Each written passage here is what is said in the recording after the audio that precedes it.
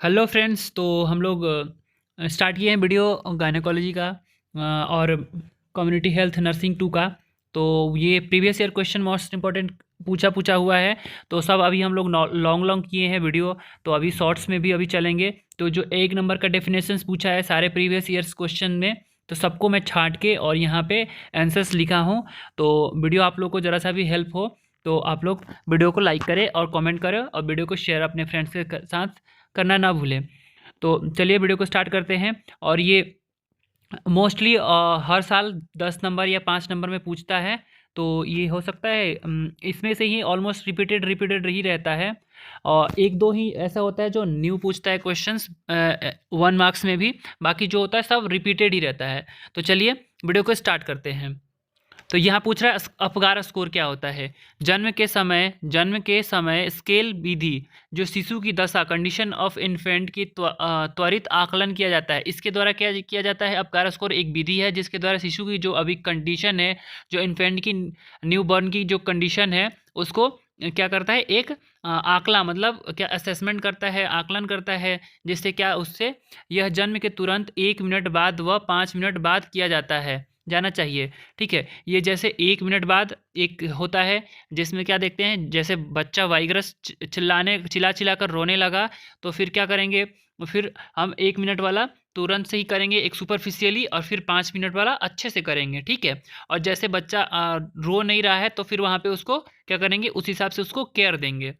ठीक है, इस स्केल में शिशु 5 जीवन चिन्हों जिसमें हृदय धड़कन की दर, श्वसन दर, पेशीय तन्यता, उत्तेजनशीलता व शिशु की रंग का मूल्यांकन किया जाता है। ठीक है, इसमें कौन सा 5 वाइटल्स होते हैं, जैसे हार्ट रेट हो गया, उसके बाद रेस्पिरेशन रेट हो गया, पेशीय तन्यता मतलब कि देखते हैं कि उसकी कितनी जो मूवमेंट है वो कैसा कर रहा है, उसके जो मांसपेशी है वो कैसे है।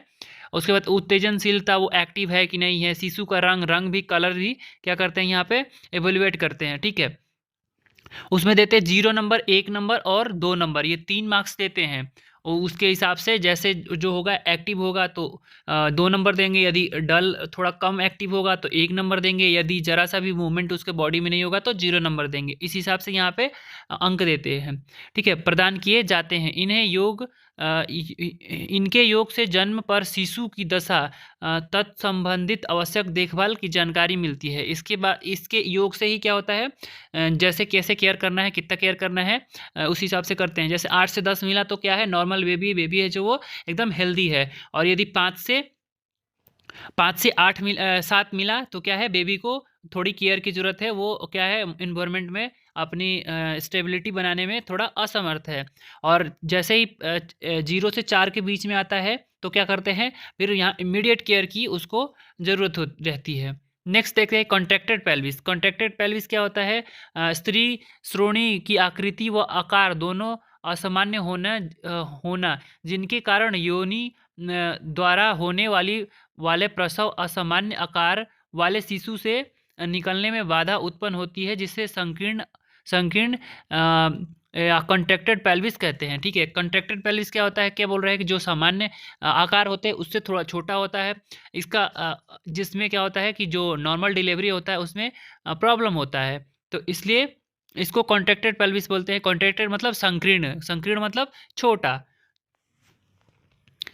उसके बाद नेक्स्ट जो है कैपुट सक्सीडेनम। कैपुट सक्सीडेनम मतलब सीरोवल सोफ। सोफ मतलब इन्फ्लेमेशन जो होता है, सोफ मतलब होता है इन्फ्लेमेशन, स्वेल हो जाता है, पानी भर जाता है उसको। तो देखते हैं क्या बोला, शिशु के सिर में पाई जाने वाली जल सोथीय सूजन को खोपड़ी की त्वचा व अन्य ऊतकों में रक्तयुक्त लसिका लसीय द्रव्य भर जाने के कारण हो जाती है।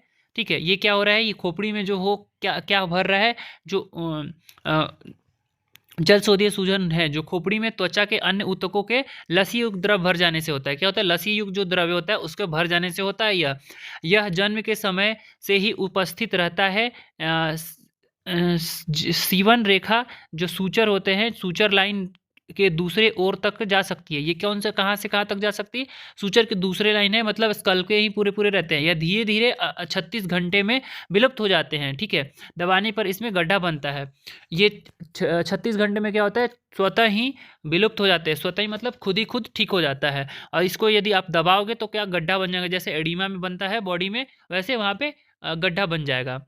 ठीक है, ट्रायल लेबर क्या होता है? ट्रायल लेबर एक ऐसी प्रक्रिया जिसमें गर्भवती महिला व प्रसव की निगरानी प्रस्तुति विशेषज्ञ द्वारा किया जाता है, ताकि योनि से जन्म जन्म की उसकी संभावनाओं का आकलन किया जा सके। ये क्या है, जो एक रजिस्टर्ड गायनोकोलॉजिस्ट होते हैं उनके विशेषज्ञ के द्वारा किया जाता है, योनि द्वारा जन्म उसकी संभावनाओं को आकलन किया जा सके। ट्रायल रूम में, ट्रायल लेबर में क्या किया जाता है कि जैसे ट्राई किया जाता है कि क्या टेस्ट किया जाता है, मापा जाता है कि क्या बेबी जो है वो क्या नॉर्मल डिलीवरी, कैसा डिलीवरी होगा, उसको ट्रायल लेबर बोलते हैं।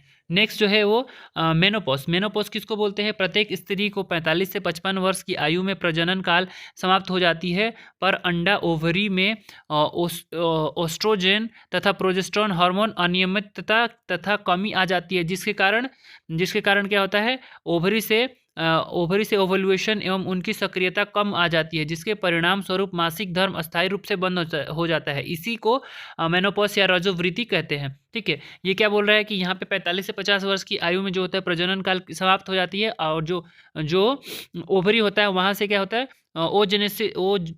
ओस्ट्रोजन और तथा प्रोजेस्टेरोन क्या होता है, नहीं बनता है, जिसके कारण ओजेनेसिस नहीं होता है। ओजेनेसिस मतलब क्या होता है, ओवल्यूशन, जो एग रिलीज करता है उसको ओजेनेसिस बोलते हैं, तो वो नहीं होता है, तो क्या उसके कारण से फिर मेनोपॉज हो जाता है, क्योंकि वहाँ एस्ट्रोजन और प्रोजेस्टेरोन जो होता है हार्मोन भी नहीं बनते हैं। Next moulding. मोल्डिंग किसको बोलते हैं? यहाँ पे शीर्षवानुकूलन। शीर्षवानुकूलन क्या बोलते हैं? प्रसव के दौरान रेसिस्टेंस बर्थ पैसेज से निकलने के समय सिर का आकार परिवर्तन हो जाता है, इसे मोल्डिंग कहते हैं। यहाँ पे मोल्डिंग मतलब क्या होता है, यहाँ पे जब भी बेबी यूटेरस से वजाइना के थ्रू बाहर आता है तो क्या होता है, उसके प्रेशर पड़ता है, हेड पे जो प्रेशर पड़ता है, प्रेशर पड़ने के कारण जो होता है क्या होता है, उसका हेड का जो शेप होता है वो चेंज हो जाता है। बट क्या होता है कि कुछ दिन बाद महीने दिन के अंदर में फिर क्या होता है, उसका जो हेड का शेप जो चेंज हुआ रहता है वो फिर अपने नॉर्मल जगह पे आ जाता है। ठीक है, उसके बाद ये नेक्स्ट है मासिक स्राव, मतलब मेंस्ट्रुएशन क्या होता है? वह एक स्वस्थ युवती को प्रथम मासिक स्राव या रज्जो दर्शन से लेकर संपूर्ण प्रजनन काल में गर्भाशय से म्यूकोश्लेष्मा एवं अन्य पदार्थों का मिश्रित रक्तस्राव प्रत्येक 28 दिन के अंतर पे होता है। ये क्या बोल रहा है कि जो भी युवती होती है, जब से उनका क्या होता है, मेनार्की से लेके मेनोपॉज तक के जो प्रजनन काल होते हैं उसमें क्या होता है, प्रत्येक 28 दिन पे होता है म्यूकस जो होता है, म्यूकस एवं अन्य पदार्थ बाहर निकलता है पर हर एक 28 दिन पे। ठीक है, यह प्रव के 3 दिन तक होता है। ठीक है, ये कब तक होता है? 3 दिन तक, 3 से 5 दिन तक होता है जो रक्तस्राव होता है। यह प्रक्रिया 12 से 16 वर्ष की आयु से लेकर 45 से 50 वर्ष की आयु तक प्रत्येक महीने होता है। ठीक है, ये जब मतलब बता रहा है कि जैसे मेनार्की से लेकर मेनोपॉज तक होते रहता है। एक मासिक चक्र मेंस्ट्रुअल साइकिल 28 दिन का बना रहता है। यह प्रक्रिया 4 अवस्थाओं में होता है।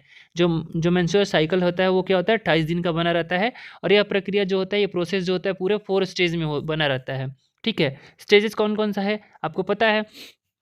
प्रोफिलेटिक फेज होता है, उसके बाद फिर ओवल्यूशन होता है, उसके बाद प्री मेंस्ट्रुअल होता है और मेंस्ट्रुअल होता है। ये 4 फेजेस रहता है।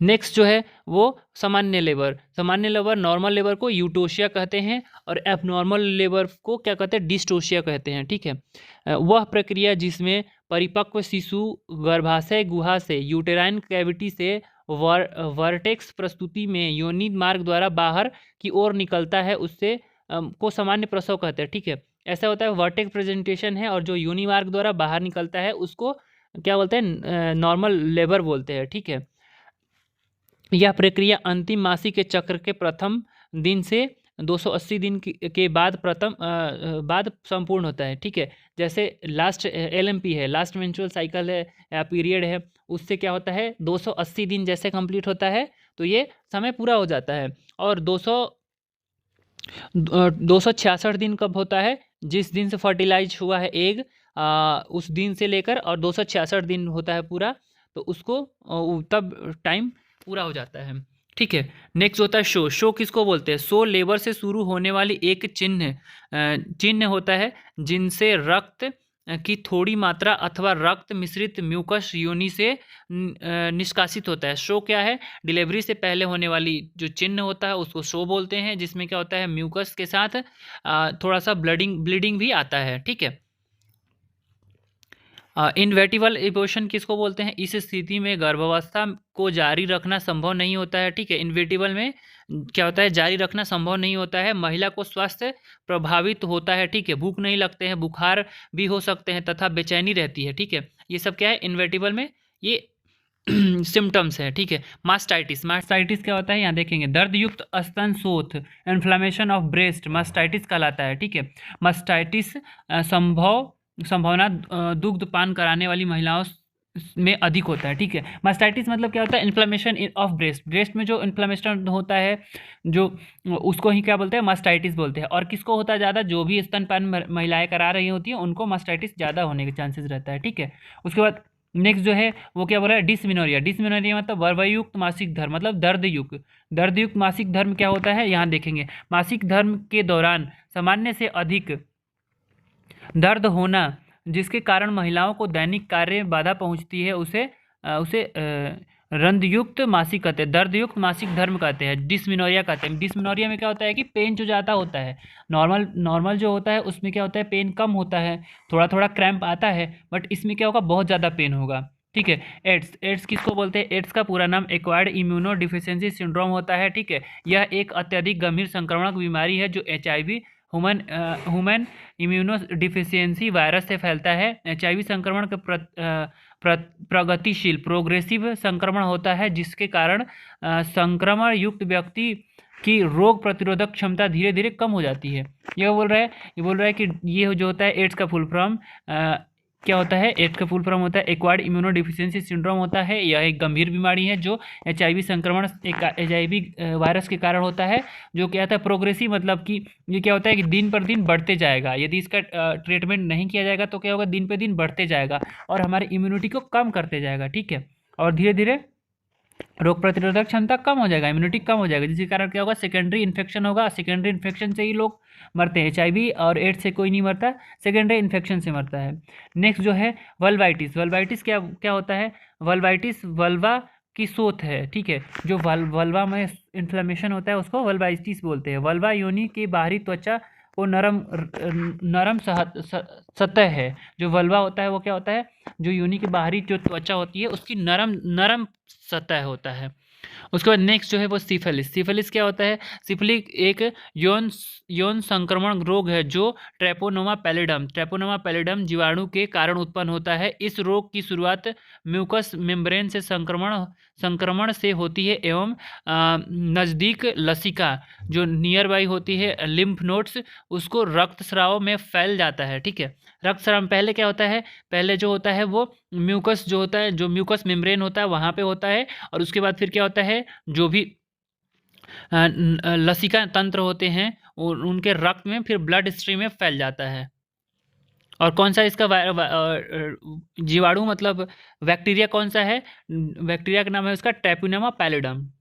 ठीक है, नेक्स्ट जो होता है वो होता है डायगोनल कंजुगेट। डायगोनल कंजुगेट क्या होता है? फ्यूकी आर्च के एक स्केल होता है जिसमें क्या होता है? प्रोमेट्री तक दूरी को डायगोनल कंजुगेट कहते हैं। महिला के इसका औसत माप लगभग 115 से 120 mm होता है। ठीक है, क्या होता है? 115 से 120 mm होता है, मतलब अप्रोक्सीमेटली देखा जाए तो 11.5 सेंटीमीटर से 12 सेंटीमीटर होता है।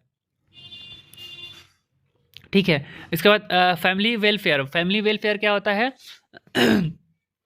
परिवार कल्याण से यह तात्पर्य है कि परिवार नियोजन से है। ठीक है, परिवार कल्याण का है, परिवार नियोजन से, फैमिली प्लानिंग से ही है। गर्भ निरोधक साधन को उपयोग में लाकर अनचाहे गर्भावस्था से बचाना ही परिवार नियोजन कहलाता है। ठीक है, क्या होता है? फैमिली प्लानिंग या फैमिली कल्याण दोनों एक ही है, जो इसको अनचाहे गर्भ से प्रोटेक्ट करने को ही परिवार नियोजन कहलाता है। ठीक है, परिवार नियोजन का अर्थ अनचाहे गर्भ से मुक्ति पाना भी है। ठीक है, अनचाहे जो अनवांटेड प्रेगनेंसी है उससे मुक्ति पाना होता है। नेक्स्ट जो है एबॉर्शन। एबॉर्शन किसको बोलते हैं?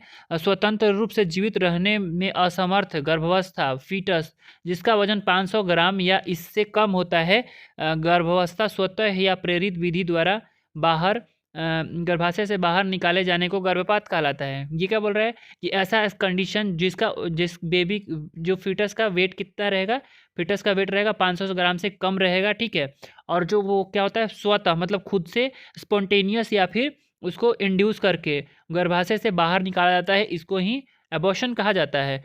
नेक्स्ट जो है पार्टोग्राफ। पार्टोग्राफ क्या होता है? पार्टोग्राफ आरेखित परपत्र होता है जिसमें प्रसव की प्रक्रिया में ग्रेवीय विकर्ण सर्वाइकल डायलिटेशन विकारण से सर्वाइकल डायलिटेशन जिसको बोलते हैं से आरंभ होता है एवं पूर्ण होने तक घटनाओं के समय के आरेखित किया जाता है। इनका उपयोग प्रथम बार फ्रेडमैन द्वारा किया गया था। ठीक है, ये क्या होता है? ये पार्टोग्राफ जो होता है एक आरेखीय प्रपत्र होता है जिसमें क्या होता है डायलिटेशन जैसे ही सर्वाइकल डायलिटेशन होता है उस तब से स्टार्ट किया जाता है, इंडिकेट किया जाता है। और क्या क्या करते हैं इसमें बीपी होता है, उसके बाद प्रोटीन्यूरिया देखते हैं, फीटल हार्ट साउंड देखते हैं, उसके बाद कोई टेस्ट लगाते हैं, वो सब के यहाँ पे लिखते हैं, वहाँ पे एक आरेख रहता है उस पर नोट करते हैं। नेक्स्ट जो है अस्थायी प्रेगनेंसी। इक्टोपिक प्रेगनेंसी क्या होता है? ऐसी एक असामान्य स्थिति जिसमें निषेचन डिम्ब ओवम का आरोपण एवं विकास गर्भाशय की गुहा के बाहर होता है, अस्थानीय प्रेगनेंसी कहलाता है। इक्टोपिक प्रेगनेंसी क्या होता है? ऐसी असामान्य स्थिति है जिसमें जो ओवम होता है फर्टिलाइजेशन के बाद क्या होता है, जहाँ ऐसे गर्भाशय के अंदर यूटेरस में इम्प्लांट होना चाहिए, बट क्या इम्प्लांट कहाँ हो रहा है? गर्भाशय से बाहर इम्प्लांट हो रहा है, तो इसे इक्टोपिक प्रेगनेंसी कहते हैं। ठीक है, इसे एक्स्ट्रा यूरेटाइन प्रेगनेंसी भी कहते हैं। इसको एक्स्ट्रा यूरेटाइन प्रेगनेंसी कहते हैं क्योंकि यूटेरस से बाहर इम्प्लांट हो रहा है, इसलिए इसको एक्स्ट्रा यूरेटाइन प्रेगनेंसी भी कहते हैं। अस्थानीय गर्भधारण में निषेचन डिम्ब सामान्यतः फैलोपियन ट्यूब में आरोपित होता है। जो एक्टोपिक प्रेगनेंसी है वो क्या होता है, जो फैलोपियन ट्यूब होता है, फैलोपियन ट्यूब के एम्पुला पार्ट में होता है, और ये फैलोपियन ट्यूब में कितना 95% अकेला फैलोपियन ट्यूब में ही इम्प्लांट होता है। नेक्स्ट सूतिकावस्था। सूतिकावस्था मतलब प्यूपेरियम पीरियड क्या होता है? सूतिकावस्था शिशु जन्म व अपरा निष्कासन के पश्चात की वह 6 सप्ताह की अवधि होती है जिसमें महिला के जनन अंग विशेष रूप से श्रोणी के अंग वापस गर्भावस्था के पूर्ण वाली स्थिति में आ जाती है।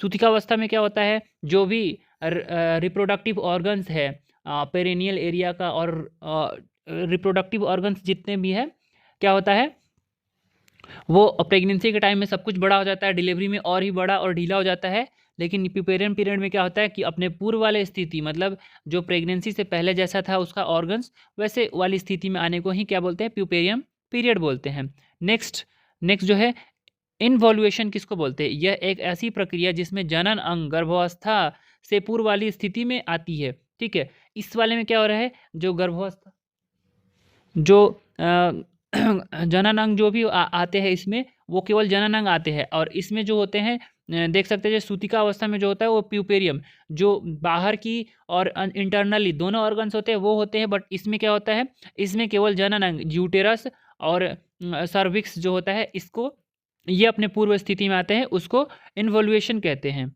लोकिया किसको कहते हैं? यहाँ पे देखेंगे लोकिया यह शिशु जन्म के पश्चात का गर्भाशय शव पोस्टपार्टम यूटेराइन डिस्चार्ज को होता है। ठीक है, जो योनि से निकलता है। यह स्राव सूतिकावस्था के प्रथम 3 से 4 सप्ताह तक निकलता है। ठीक है, लोकिया या सूतिका स्राव में रक्त तथा नष्ट पत्निका मतलब डेसिडिवा के ऊतक रहते हैं। इस स्राव में तीव्र बदबू भी रहता है। ठीक है, ये क्या होता है, ये जो होता है पोस्टपार्टम यूरेटाइन डिस्चार्ज होता है, मतलब डिलीवरी के बाद डिस्चार्ज होने वाला है, जिसमें कितने दिन 3 से 4 सप्ताह तक वो बाहर निकल सकता है। लोकिया जो होता है वो क्या होता है, जो रक्तस्राव होता है, रक्त युक्त रहता है, जिसमें डेसिडुआ, जो डेसिडुआ होता है, जो एंडोमेट्रियम होता है नॉन प्रेग्नेंट वुमेन में, वो प्रेगनेंसी के बाद डेसिडुआ बोलते हैं। तो डेसिडुआ का जो लेयर रहता है वो धीरे धीरे क्या होता है, उसके साथ झड़ते रहता है और बहुत जरा जरा सा ब्लीडिंग जैसे होते रहता है, ज़्यादा ब्लीडिंग नहीं होता, उसको ही लोकिया बोलते हैं। लोकिया में क्या होता है, म्यूकस विथ ब्लड आता है, ठीक है, और ये बदबूदार भी होता है। बांझपन, इनफर्टिलिटी या फिर स्टेरिलिटी, दोनों एक ही चीज़ है, बांझपन ही बोलते हैं, ठीक है। गर्भ निरोधक संसाधनों का उपयोग किए बिना 12 महीने अथवा इससे अधिक समय तक नियमित संभोग क्रिया करने के बाद भी गर्भ धारण न कर पाने की क्षमता को बाध्यता या इनफर्टिलिटी कहते हैं। इनफर्टिलिटी किसको कहते हैं, यहाँ पे यदि 1 साल से ज़्यादा अनप्रोटेक्टेड इंटरकोर्स करने के बाद भी उसको प्रेगनेंसी नहीं हो रही है, तो इस कंडीशन को क्या बोलते हैं, इनफर्टिलिटी बोलते हैं, ठीक है। नेक्स्ट जो है फीटस, फीटस किसको बोलते हैं, फीटस जो होता है अजन्मा बच्चा जो गर्भाशय में विकसित होता है उसे फीटस कहते हैं। यह ओवम से निषेचन से लेकर जन्म तक होता है, ठीक है। ये क्या होता है, ये जो अजन्मा बच्चा जो मदर के पेट में वूम में जो रहता है बेबी, उसको क्या बोलते हैं, फीटस बोलते हैं। और ये कब से कब बोलते हैं, जैसे ओवम में फर्टिलाइज हो गया, फर्टिलाइजेशन जाइगोट बन गया जब से, और जब तक डिलीवरी नहीं होता है तब तक क्या बोलते हैं, उसको फीटस बोलते हैं।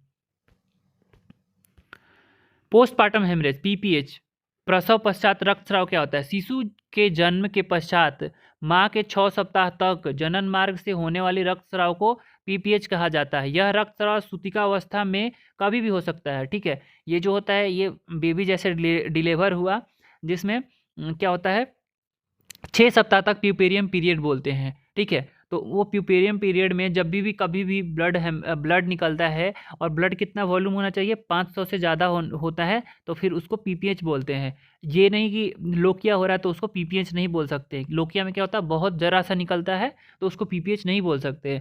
पीपीएच किसको बोलेंगे, जो ब्लीडिंग ज़्यादा हो रहा हो, 500 ml से ज़्यादा होता है, ठीक है। यह रक्तस्राव जो होता है सूतिकावस्था में कभी भी हो सकता है, कभी भी हो सकता है, ऐसा नहीं कि तुरंत डिलीवरी के बाद हो, कभी भी हो सकता है, ठीक है। नेक्स्ट जो होता है, नेक्स्ट देखेंगे क्या बोल रहा है। नेक्स्ट जो होता है एपीएच, एपीएच का फुल फॉर्म होता है एंटीपार्टम हेमरेज। क्या होता है, शिशु के जन्म से पहले अथवा गर्भावस्था के 28 सप्ताह के पश्चात जनन मार्ग बर्थ कैनाल से होने वाली रक्तस्राव को ही क्या बोलते हैं, प्रसव पूर्व रक्त स्राव या फिर एंटीपार्टम हेमरेज कहते हैं, ठीक है। प्रसव की प्रथम अवस्था एवं द्वितीय अवस्था में होने वाली रक्तस्राव को एंटीपार्टम हेमरेज कहते हैं, ठीक है। ये है 28 सप्ताह के पश्चात होने वाली जनन मार्ग, जो 28 सप्ताह से पहले 28 सप्ताह के मतलब जो बच्चा जन्म नहीं लिया रहता है उससे पहले ही ब्लीडिंग शुरू हो जाता है, उसको ही क्या बोलते हैं, एंटीपार्टम हेमरेज बोलते हैं, ठीक है।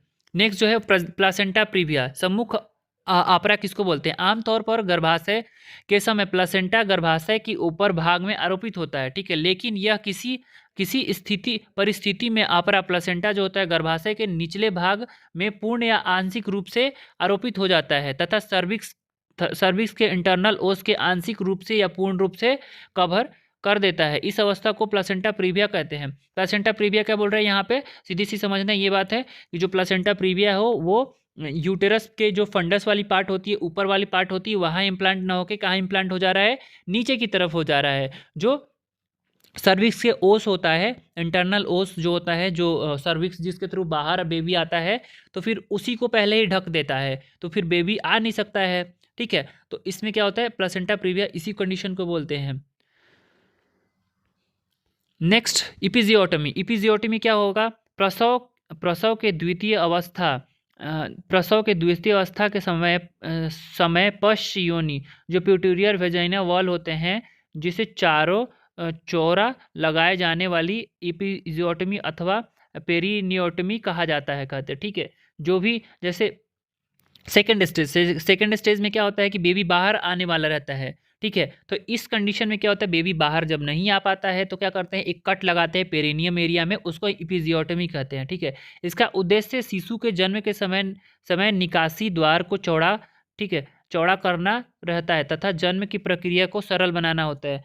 इसमें क्या होता है कि जो बेबी होता है, ओवरवेट बेबी जो होता है, उसको क्या होता है, उसका सर बाहर नहीं आ पाता है। वो क्या होता है, डायलेट तो हो गया 10 सेंटीमीटर, और सर्विक्स से थ्रू वो बाहर भी आ गया, ठीक है। लेकिन वो क्या हो गया एक्सटर्नली, मतलब जो वजाइना का एक्सटर्नली होता है, लिबिया माइनोरा, लिबिया मेजोरा, जो वो क्या होता है, वो छोटा पड़ जाता है। तो जिसके कारण क्या करता है, पेरिनियम एरिया जो होता है फॉर्सेट और ये एनस के बीच में एक छोटा सा कट लगाते हैं, जिससे क्या होता है, बेबी बाहर निकल जाता है। इसका मेन जो कारण क्या है, मेन जो क्यों लगाते हैं, बेबी आसानी से बाहर आ सके और टाइम की बचत हो सके, ठीक है। नेक्स्ट, गर्भाशय विरुद्ध आरोध, मतलब इंट्रा यूरेटाइन ग्रोथ रिटार्डेशन क्या होता है। सामान्य शिशु में सामान्य से कम वृद्धि, 67 होना, सॉरी ये यहाँ पे नहीं होगा, शिशु में सामान्य से कम वृद्धि होना अंतः गर्भाशयीय वृद्ध अवरोपण कहलाता है, ठीक, अवरोधन कहलाता है। इंट्रायूटेराइन ग्रोथ रिटार्डेशन क्या होता है, जो भी जैसे बेबी का जो एज है, जो जेस्टेशनल एज है, उसके हिसाब से उसका फंडस हाइट, मतलब वो ग्रो नहीं कर रहा है, तो उसको ही क्या बोलेंगे, गर्भाशयीय इंट्रायूटेराइन ग्रोथ रिटार्डेशन, रिस्ट्रिक्शन या रिटार्डेशन दोनों बोलते हैं, ठीक है। उसके बाद नेक्स्ट जो है हाइमेन। हाइमेन क्या होता है, हाइमेन एक पतली परत, पतली मेम्ब्रेन होती है, जो आंशिक रूप से योनि मार्ग को ब्लॉक कर रखती है, ठीक है। जो योनि मार्ग है, जो उसको क्या करती है, ब्लॉक करके रखती है, उसको हाइमन बोलते हैं। एक पतली, बहुत पतली मेम्ब्रेन होती है, ठीक है। न्यूनेटल जॉन्डिस क्या होता है, न्यूनेटल जॉन्डिस यह नवजात में रक्त की बिलिरुबिन की अधिक मात्रा की अवस्था है, जिसके कारण त्वचा व आंखों में पीलापन आ जाता है। ये क्या है, बिलिरुबिन जो बढ़ जाता है बॉडी में, और जिसके कारण क्या होता है, आंख और त्वचा पीला पड़ जाता है। स्टिल बर्थ किसको बोलते हैं, स्टिल बर्थ 20 सप्ताह पूर्ण होने के बाद व गर्भावस्था के पूर्ण होने तक मृत जन्म बच्चा स्टिल बर्थ कहलाता है। स्टिल बर्थ किसको बोलते हैं, 20 सप्ताह के बाद, और जैसे टर्म होने से पहले 38 वीक से पहले जो बच्चा मृत जन्म लेता है, उसको स्टिल बर्थ बोलते हैं। अधिकांशतः नवजात गर्भाशय में ही मृत हो जाता है, लेकिन प्रसव के समय भी उसकी मृत्यु हो सकती है। जो अधिकांशतः क्या होता है, बेबी जो होता है वो गर्भाशय के अंदर ही डेथ कर जाता है, और कभी कभी जन्म लेते समय भी क्या होता है, डेथ कर सकता है। तो फ्रेंड्स, ये अपन लोग 1 नंबर का जो डेफिनेशंस पूछता है ओनली, ये कवर किए, और डेफिनेशन ऑलमोस्ट पूछता है। तो ये डेफिनेशन था।